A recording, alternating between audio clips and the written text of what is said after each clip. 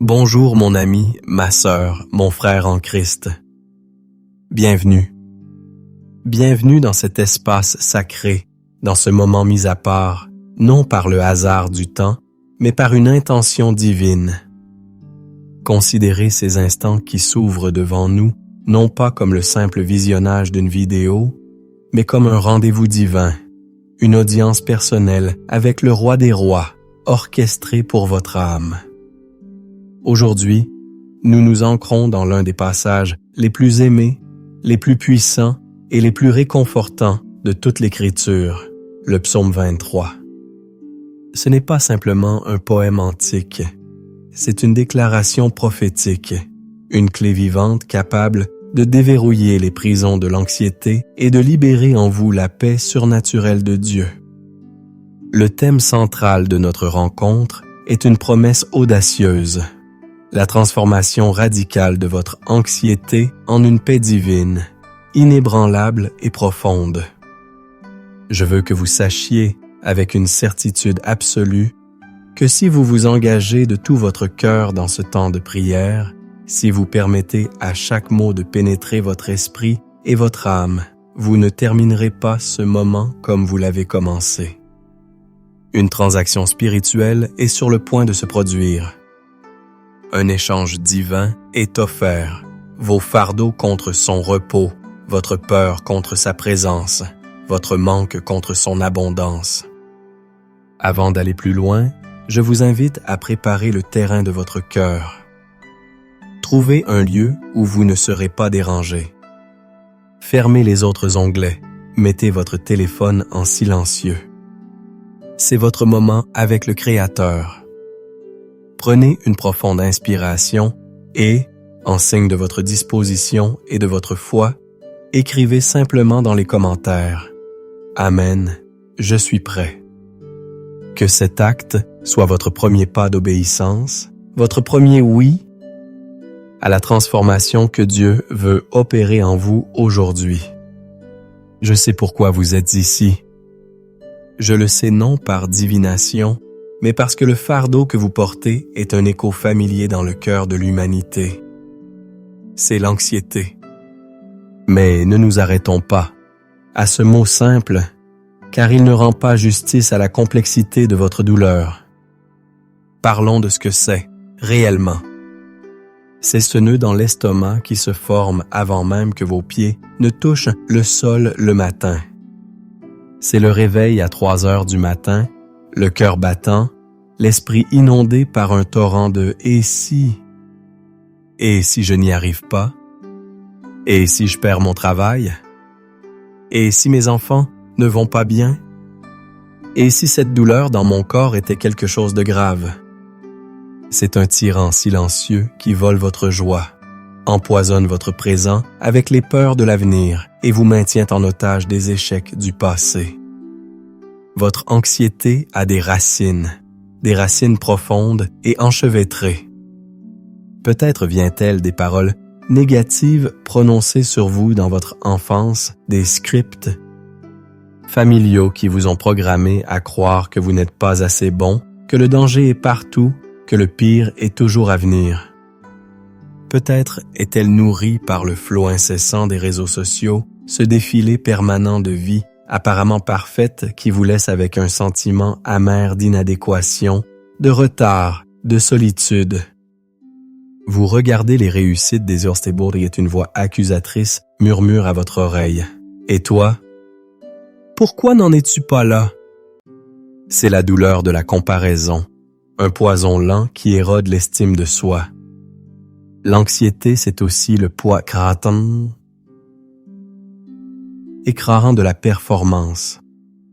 La pression de devoir être le parent parfait, l'employé parfait, le chrétien parfait. Chaque erreur est perçue comme une catastrophe, chaque faiblesse comme une honte. Vous vivez sous le regard d'un juge intérieur impitoyable qui ne vous accorde jamais de grâce. Vous vous sentez comme un agneau seul, exposé, sans défense face à une meute de loups. Les factures qui s'accumulent, les relations tendues, les diagnostics médicaux incertains, les rêves qui semblent et s'éloigner chaque jour un peu plus. Vous souriez à l'extérieur, vous dites « ça va ».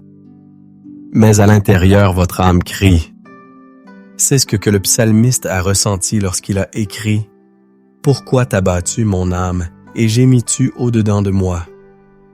Espère en Dieu, car je le louerai encore. Il est mon salut et mon Dieu. Psaume 47. Il comprenait ce dialogue intérieur, cette guerre civile dans l'âme entre la foi et la peur. Vous avez peut-être essayé de tout contrôler, de tout planifier, de tout anticiper pour calmer cette tempête. Mais vous avez découvert que plus vous essayez de tenir fermement les rênes de votre vie, plus elle vous échappe et plus l'anxiété grandit. Vous êtes épuisé. Épuisé de vous inquiéter, épuisé de faire semblant, épuisé de porter un fardeau qui n'a jamais été destiné à vos épaules. C'est à vous qui êtes fatigué et chargé, que Jésus lance cette invitation intemporelle. Venez à moi, vous tous qui êtes fatigués et chargés, et je vous donnerai du repos. Matthieu 6:9. Il ne vous demande pas d'être fort. Il ne vous demande pas d'avoir toutes les réponses. Il vous demande simplement de venir, d'apporter votre cœur brisé, votre esprit fatigué, vos mains vides. Permettez-moi de vous dire une vérité fondamentale aujourd'hui. Votre anxiété n'est pas une surprise pour Dieu. Il voit chaque larme que vous versez en secret.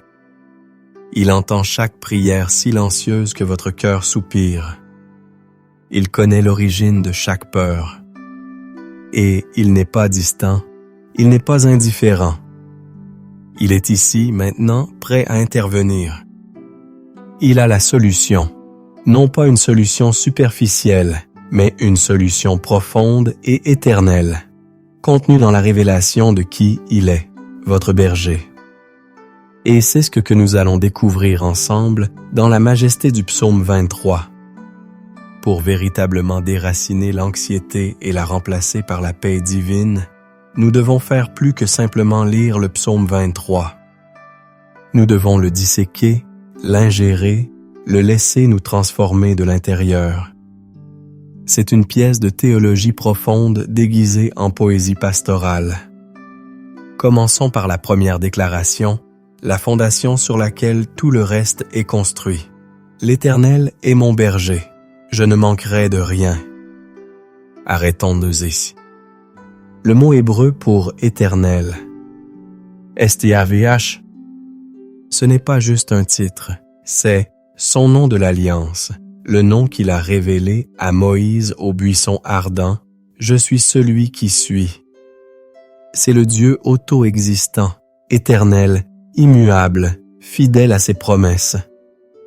Ce Dieu, le créateur de l'univers, se définit ensuite dans une relation incroyablement intime avec vous. Mon berger. Le mot hébreu pour berger est ra'a.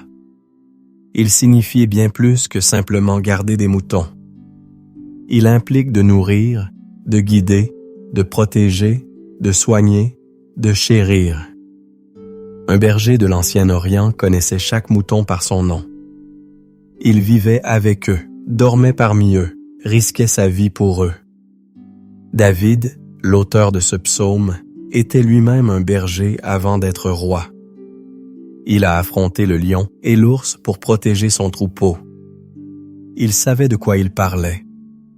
Quand David dit « L'Éternel est mon berger », il fait une déclaration personnelle radicale. Il ne dit pas « Il est un berger » ou « le berger d'Israël ». Il dit « Il est le mien ». C'est la première étape pour vaincre l'anxiété, personnaliser la présence de Dieu. La conséquence directe de cette relation est stupéfiante. Je ne manquerai de rien. Cela ne signifie pas que vous aurez tout ce que vous désirez, mais que vous ne manquerez jamais de ce dont vous avez besoin pour accomplir votre destinée. L'anxiété est fondamentalement enracinée dans la peur du manque. Manque d'argent, manque d'amour, manque de force, manque de sécurité. Cette première phrase est une bombe atomique spirituelle contre la mentalité de pénurie.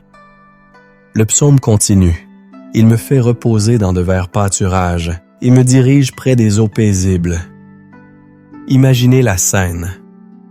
Un mouton ne se couche et ne se repose que s'il remplit 4 conditions. Il doit être libéré de toute peur, de toute friction avec les autres moutons, de toute irritation due aux parasites, et il ne doit pas avoir faim. C'est le berger qui crée ces conditions. Les verts pâturages ne sont pas un hasard. Le berger doit les trouver, parfois dans des régions arides. C'est une image de la provision divine surabondante. Dans notre culture de l'épuisement professionnel burn-out, du toujours plus, du jamais assez. Et cette image est une révolution. Le repos n'est pas un luxe, c'est un commandement, un don du berger. Il vous donne la permission de vous arrêter. Les eaux paisibles sont essentielles. Les moutons ont peur des eaux tumultueuses. Le berger les conduit vers des sources calmes où ils peuvent plaire boire en toute sécurité. C'est une image de la paix intérieure, du rafraîchissement de l'âme que seul Dieu peut donner.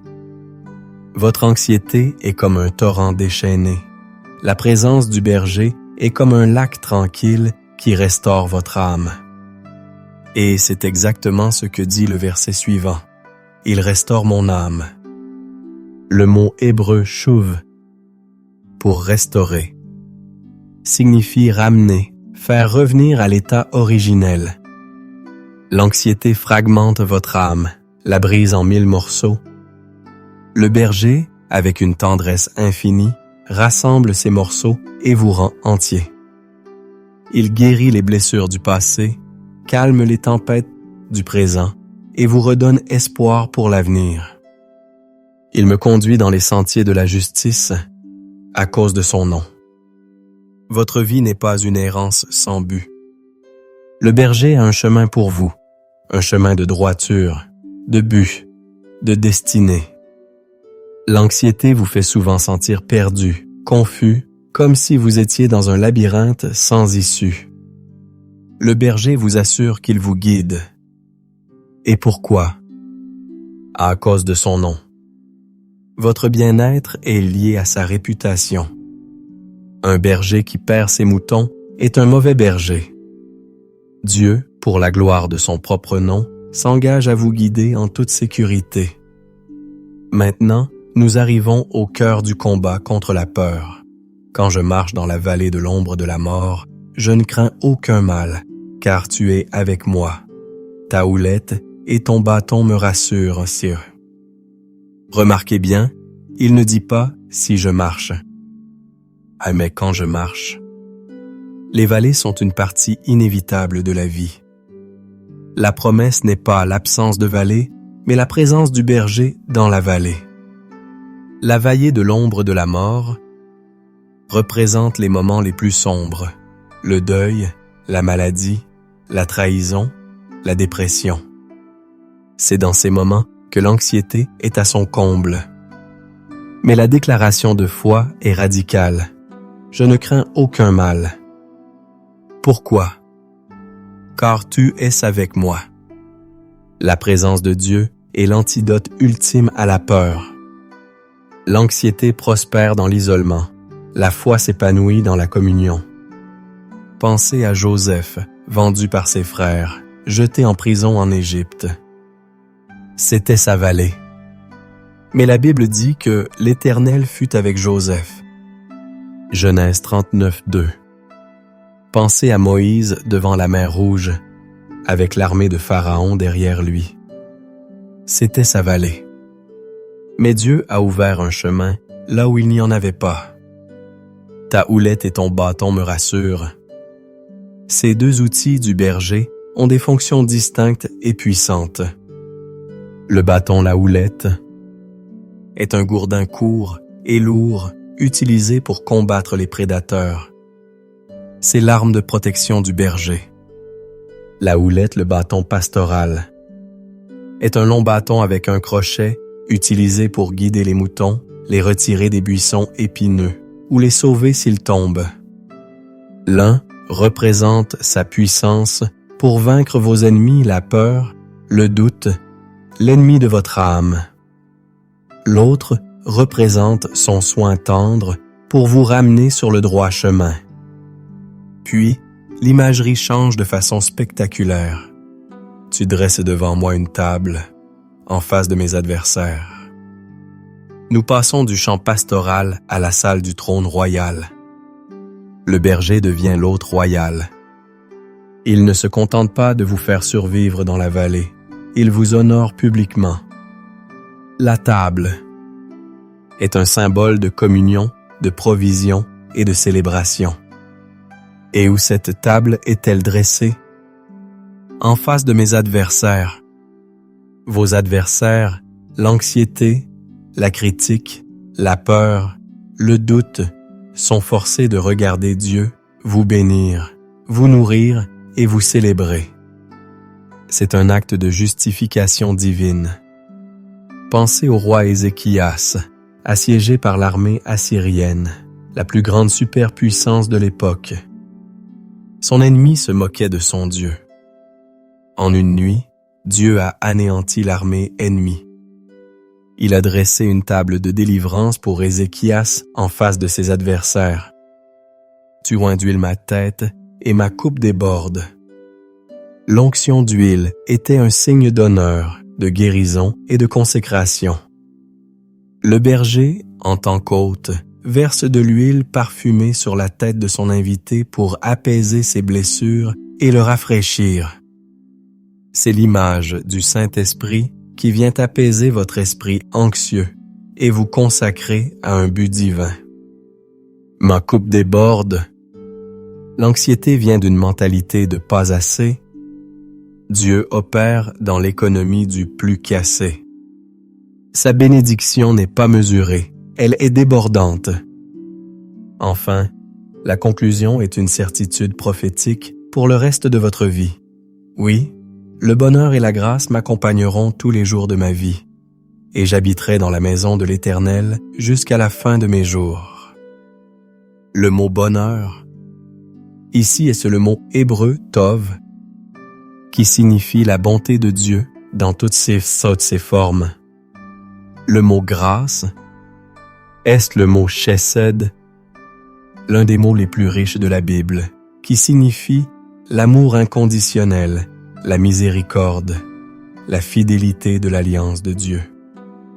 Et remarquez le verbe « ils m'accompagneront » ou, plus littéralement, « me poursuivront ». La bonté et la grâce de Dieu ne sont pas passives. Elles vous pourchassent activement chaque jour de votre vie, même les jours où vous ne les ressentez pas. L'anxiété vous dit que vous êtes poursuivi par le désastre. La vérité de Dieu est que vous êtes poursuivi par sa bonté. Et la destination finale. J'habiterai dans la maison de l'Éternel. Ce n'est pas seulement une promesse pour l'éternité, mais une réalité pour aujourd'hui. Habiter dans sa maison signifie vivre dans une conscience constante de sa présence, de sa sécurité et de son amour. C'est la demeure de la paix parfaite. Maintenant que notre intelligence a été éclairée par la vérité de ce psaume, il est temps de laisser cette vérité descendre dans notre cœur et de la transformer en prière. C'est le passage de la théologie à la rencontre. Avant de prier, préparons notre cœur. Je vous invite à faire 3 choses. Premièrement, la repentance. Reconnaissez devant Dieu les domaines où vous avez laissé l'anxiété et la peur régner au lieu de la foi. Confessez les moments où vous avez essayé de tout contrôler par vous-même. La Bible dit, « Si nous confessons nos péchés, il est fidèle et juste pour nous les pardonner et pour nous purifier de toute iniquité. » En Jean 1. Deuxièmement, le pardon. L'anxiété est souvent liée à l'amertume ou au ressentiment. Prenez un instant pour pardonner à ceux qui vous ont blessé et pardonnez-vous à vous-même vos erreurs passées. Comme le dit Jésus, si vous ne pardonnez pas aux hommes, votre Père ne vous pardonnera pas non plus vos offenses. Matthieu 6,15. Libérez les autres et vous serez libérés. Troisièmement, l'abandon. Ouvrez les mains de votre cœur et remettez consciemment à Dieu chaque situation qui vous inquiète, chaque personne qui vous préoccupe, chaque peur de l'avenir. Dites-lui, « Seigneur, je ne peux pas, mais toi tu peux. Je te confie tout. » Confessez vos fautes les uns aux autres et priez les uns pour les autres afin que vous soyez guéris. La prière fervente du juste a une grande efficace. Jacques 5,16. Votre cœur est maintenant prêt à recevoir et à parler? Entrons dans la prière. Prions ensemble. Père céleste, nous venons devant toi, non pas sur la base de nos mérites, mais au nom de Jésus-Christ, notre grand berger. En cet instant, nous choisissons de faire taire toutes les autres voix pour n'écouter que la tienne. Nous entrons dans ta présence avec adoration. Tu es YHWH, celui qui est, qui était et qui vient. Tu es El Shaddai, le Dieu Tout-Puissant. Tu es Jéhovah Jireh, notre pourvoyeur. Et aujourd'hui, nous te célébrons comme Jéhovah Raha, notre berger. Toi, le berger de notre âme, qui nous connaît par notre nom, qui compte les cheveux de notre tête. Tu es notre lumière dans les ténèbres, notre salut face à nos ennemis, la forteresse de notre vie. Nous te louons car tu ne dors ni ne sommeilles. Tu es le gardien fidèle d'Israël et tu es notre gardien personnel. Nous t'adorons, toi qui nous conduis dans de verts pâturages, qui nous offres le repos quand le monde nous pousse à l'épuisement. Nous te bénissons pour les eaux paisibles de ton esprit qui rafraîchissent nos âmes assoiffées. Nous t'exaltons, toi le restaurateur de nos âmes, le guérisseur de nos cœurs brisés, le rédempteur de notre passé. Merci d'être le guide qui nous maintient sur les sentiers de la justice, non pas à cause de notre bonté, mais pour la gloire de ton saint nom. Père, nous venons maintenant avec humilité pour confesser nos fautes. Pardonne-nous, Seigneur, pour toutes les fois où nous avons douté de tes soins de berger. Pardonne-nous d'avoir écouté la voix de l'anxiété plus que la voix de ta parole. Nous avons porté des fardeaux que tu ne nous as jamais demandé de porter. Nous avons cherché la sécurité dans les choses de ce monde, dans notre travail, dans nos finances, dans l'approbation des autres, au lieu de la trouver en toi seul.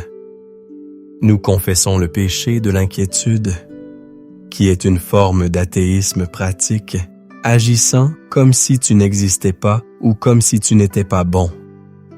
Nous déposons à tes pieds l'anxiété du matin, les peurs de la nuit, l'angoisse de l'avenir. Nous te remettons la peur de l'échec, la peur du rejet, la peur de la maladie, la peur de la mort. Nous te donnons le fardeau de la comparaison et le poids de la performance. Purifie nos cœurs de tout murmure, de toute plainte, de toute incrédulité. Lave-nous par le sang précieux de Jésus et rends-nous purs. Nous choisissons de nous décharger sur toi de tous nos soucis, car nous savons que toi-même, tu prends soin de nous. Maintenant, Père, avec foi, nous proclamons les vérités du psaume 23 sur nos vies. Je déclare que l'Éternel est mon berger, donc je ne manquerai de rien. Je déclare que tu me fais reposer et que tu me diriges. J'accepte ton repos et ta direction aujourd'hui. Je déclare que tu restaures mon âme. Je reçois ta restauration maintenant dans mon esprit, mon âme et mon corps. Je déclare que tu me conduis dans les sentiers de la justice pour l'amour de ton nom. Je choisis de suivre ta direction aujourd'hui. Je déclare que même quand je marche dans la vallée de l'ombre de la mort, je ne crains aucun mal, car tu es avec moi. Ta présence, c'est ma sécurité. Ton bâton et ta houlette me rassurent. Je déclare que tu dresses une table devant moi en présence de mes ennemis. Je reçois ton honneur, ta provision et ta justification. Je déclare que tu oins ma tête d'huile et que ma coupe déborde. Je suis oint pour un but et je vis dans ton abondance. Je déclare prophétiquement que la bonté et la grâce me poursuivront tous les jours de ma vie et que j'habiterai dans la présence du Seigneur pour toujours.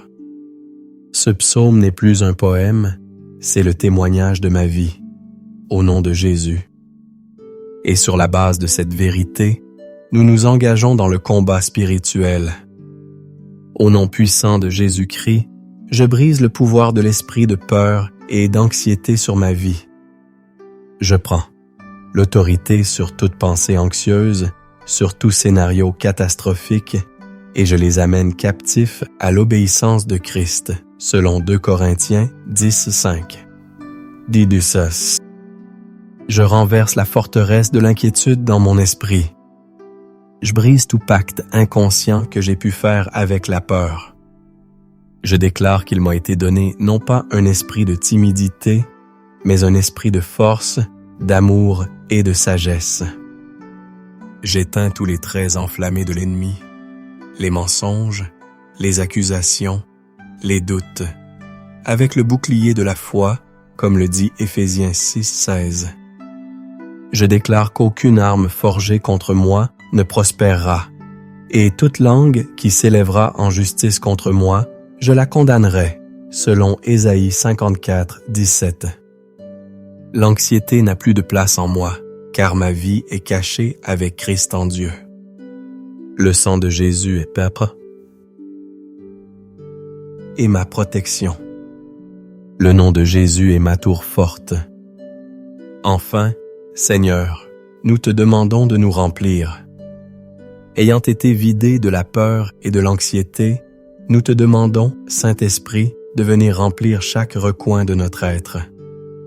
Remplis-nous de ta paix qui surpasse toute intelligence, une paix qui gardera nos cœurs et nos pensées en Jésus-Christ.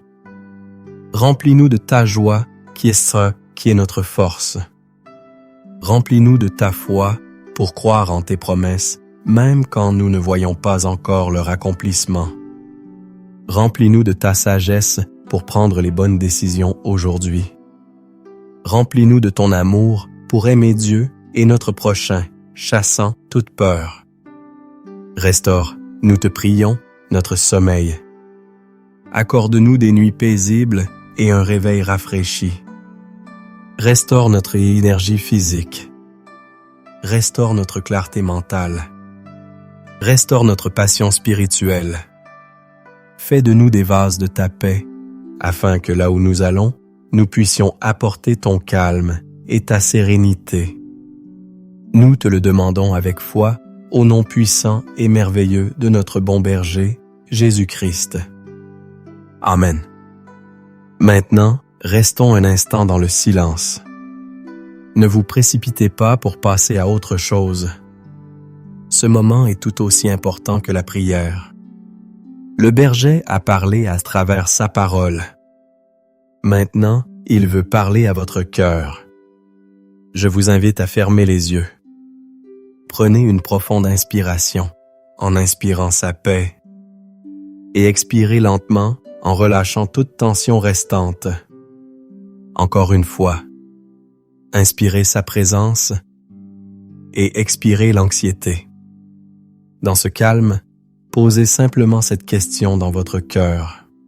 Bon berger, que veux-tu me dire aujourd'hui?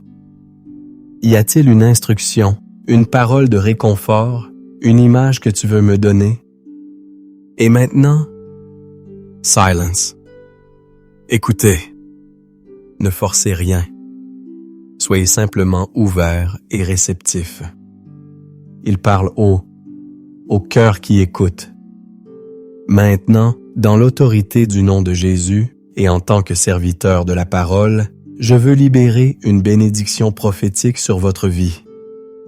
Écoutez et recevez ces paroles, non comme des paroles d'hommes, mais comme une extension de la promesse de Dieu pour vous. Je déclare sur votre vie spirituelle que vous entendrez la voix du bon berger avec une clarté nouvelle.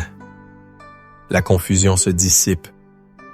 Vous connaîtrez sa voix et vous ne suivrez pas la voix de l'étranger. Car il est écrit, « Mes brebis entendent ma voix, je les connais, et elles me suivent. » Jean 10. Je déclare sur votre santé physique et mentale que la paix de Dieu qui guérit inonde votre corps et votre esprit. Tout esprit d'infirmité lié au stress et à l'anxiété est brisé. Par ces meurtrissures, vous êtes guéris. Car il est écrit, c'est par ces meurtrissures que nous sommes guéris. Ésaïe 53:5. Je déclare sur vos finances que l'esprit de manque et de peur financière est remplacé par la confiance en Jéhovah Jireh. Les cieux s'ouvrent sur vous. Vous êtes la tête et non la queue. Vous prêterez et vous n'emprunterez pas. Car il est écrit, « L'Éternel t'ouvrira son bon trésor, le ciel, pour envoyer à ton pays la pluie en son temps, et pour bénir tout le travail de tes mains. » Deutéronome 28:12-13. Je déclare sur votre famille et vos relations que la paix du Christ règne dans votre foyer. Les relations tendues sont apaisées. Vos enfants sont enseignés par le Seigneur et leur paix est grande. Car il est écrit, tous tes fils seront disciples de l'Éternel, et grande sera la prospérité de tes fils. Ésaïe 54. Je déclare sur votre destinée et votre appel lapétin que l'anxiété ne paralysera plus les dons et les talents que Dieu a placés en vous. Vous marchez avec audace et confiance dans les bonnes œuvres que Dieu a préparées d'avance pour vous.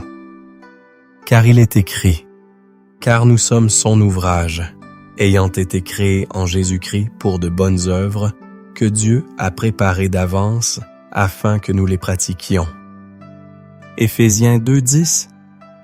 Je déclare sur votre protection quotidienne que vous êtes gardés de tout mal.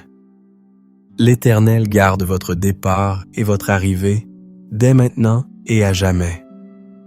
Aucun plan de l'ennemi contre vous ne réussira. Car il est écrit, « L'Éternel gardera ton départ et ton arrivée, dès maintenant et à jamais. » Psaume 23. Enfin, je déclare sur votre âme une joie et une paix surnaturelle. Que le Dieu de l'espérance vous remplisse de toute joie et de toute paix dans la foi, pour que vous abondiez en espérance par la puissance du Saint-Esprit. Romains 13. Et maintenant, recevez la bénédiction sacerdotale. Que l'Éternel vous bénisse et vous garde. Que l'Éternel fasse luire sa face sur vous et vous accorde sa grâce. Que l'Éternel tourne sa face vers vous et vous donne la paix.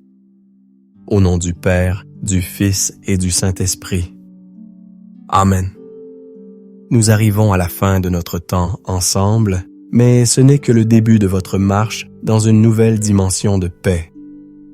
La promesse du psaume 23 n'est pas pour un seul jour, elle est pour tous les jours de votre vie.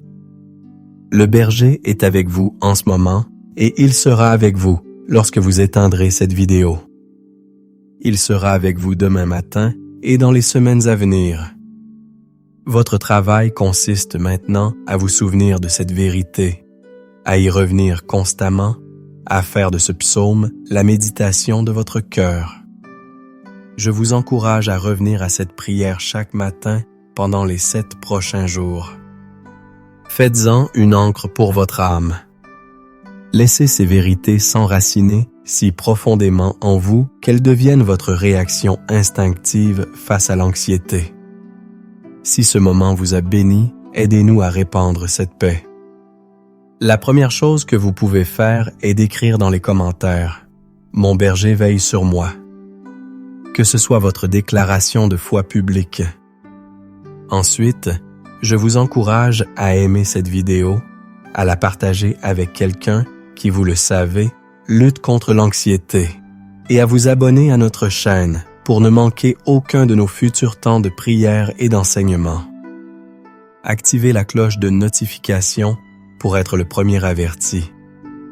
Si vous cherchez à continuer dans cette atmosphère de prière, vous trouverez sur notre chaîne une playlist de prières pour chaque moment de la journée, y compris une prière du soir pour vaincre l'insomnie. Marchez aujourd'hui avec la certitude que vous n'êtes pas seul. Vous êtes guidé, protégé, pourvu et profondément aimé par votre bon berger. Soyez bénis et marchez dans sa paix.